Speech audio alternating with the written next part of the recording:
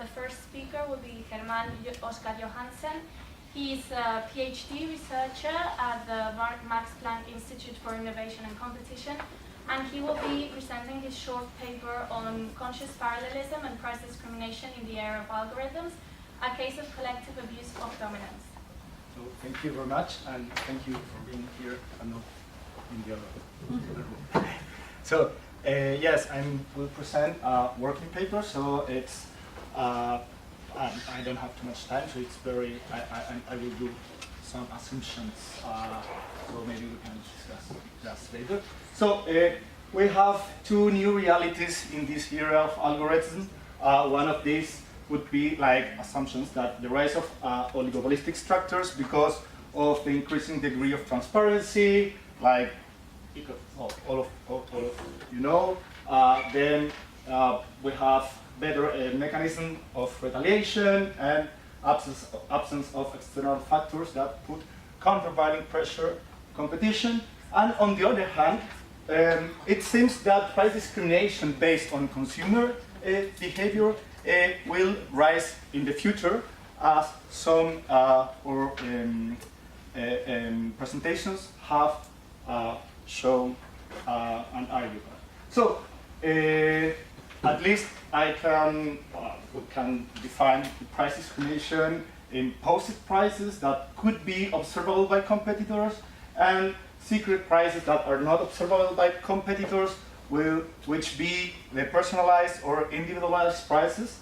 And well, traditional neoclassic approach of economics would say that price discrimination acts as a counterweight of parallelism. So it is good that we have price discrimination in order to basically avoid parallel conducts. But in this data economy, and the question would be that this still like right assumption from economics. So I'm researching like to what extent it is possible to identify hypothetical scenarios containing both parallelism and price discrimination, and if so, to what extent could such scenarios fall under the prohibition of Article 102 TFU? Like, okay, so I model 3 different hypothetical scenarios: market with observable prices by competitors, without observable prices, and market with partial observable prices. And for each one, I work on 2 hypothetical scenarios: one with pro-competitive outcome, another one with a collusive outcome. I will focus only in the third one because it's the most interesting one, and because it's the time. So this scenario, it's one in which I'm working with 2 digital services providers, let's say Netflix and Netflix, and they compete offering online monthly subscriptions to different consumers, and they have a stable price that is 8, let's say. At some point, Netflix decided to start discriminating using web browser information about consumers, and to determine which are the high-value consumers. For example, that they would be the ones watching more films, clicking more times the web pages. Why high-value customers? Because there's a cross-market effect. For example, they could have they could be more valuable in the market of advertising. So if that happens, Netflix decides to lower prices to high-value consumers, and then when Netflix noticed that, it also lowered the prices, and they compete as part of competition on prices. But what would happen if both Netflix and Netflix evaluate consumers with from different perspectives, and so they compete in relation to the high-value customers here, but they have exactly the same valuation about the low-value customers. Let's say someone who pays the basic subscription, uses all the accounts that can be registered, lives in a house with 6 mates that de facto share the 3 accounts, but they only sporadically have access to web page to watch films.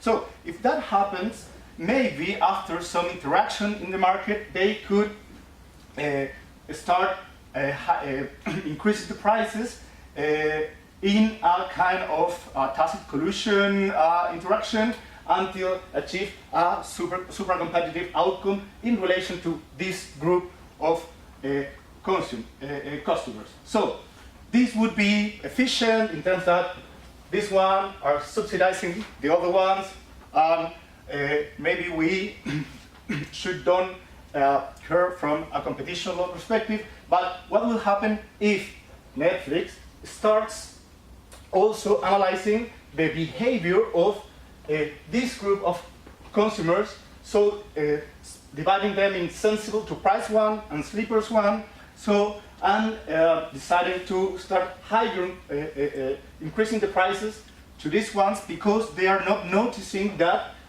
this basically is happening, or they don't care. So, but they maintain the price with it sensible to price ones. So, if that happens, we could achieve a scenario in which we have, on the one hand, price discrimination harming consumer welfare, and on the other hand, super competitive parallel prices in relation to the group of low-value customers. So, if that happens, maybe a question, a legal questions from competition law perspective come, and that is like what to do basically, because we have anti-competitive effect. So if we go to Article 101, if we have conscious parallelism that does not fall under the legal provision because we don't have an agreement. Regarding Article 102, if we think in the single abuse of dominance regarding only the sleepers customers, it's unlikely to that the authorities could prove the dominance.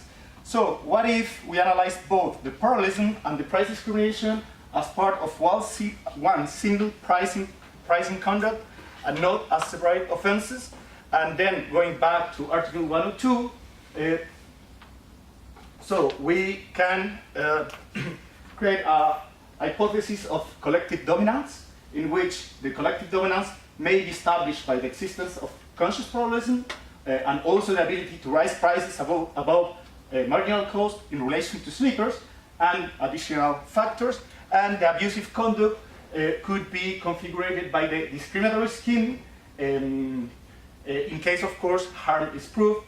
And in order to prove harm, I'm working with an OECD test to prove harm that was proposed in a report on 2016 about price discrimination that contained 4 steps. First of all,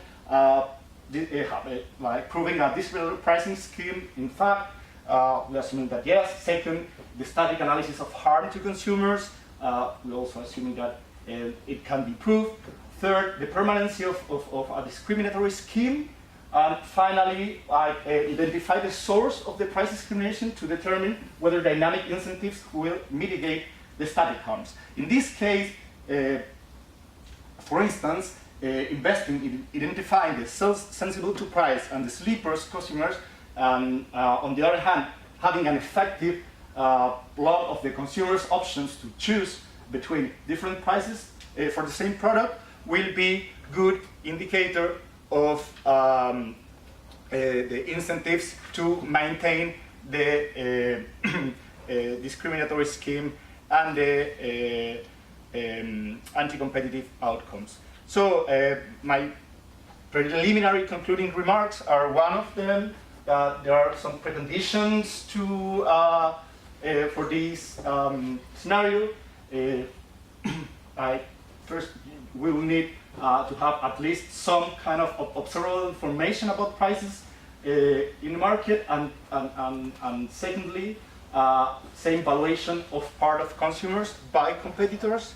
Then, relation to conduct, the parallel behavior. In these cases, parallel behavior should not be analyzed without considering to what extent it formed part and/or are a consequence of a price discrimination scheme, and vice versa. Regarding the enforceability, so while conscious parallelism may serve to establish collective dominance under Article 102, the abusive conduct would be satisfied by the discriminatory conduct. And well, then regarding remedies, of course, will be much more achievable to find remedies for an abusive conduct than for parallel conduct that would force competitors to stop acting rationally. And finally, well, regarding the exploitative abuses, it should be noted that the EU competition law remains unclear about what the legal standards are. So probably deep in the analysis of which criteria to use to determine that price discrimination should be considered abusive is one of the lines that I would like to keep in my research. So, thank you.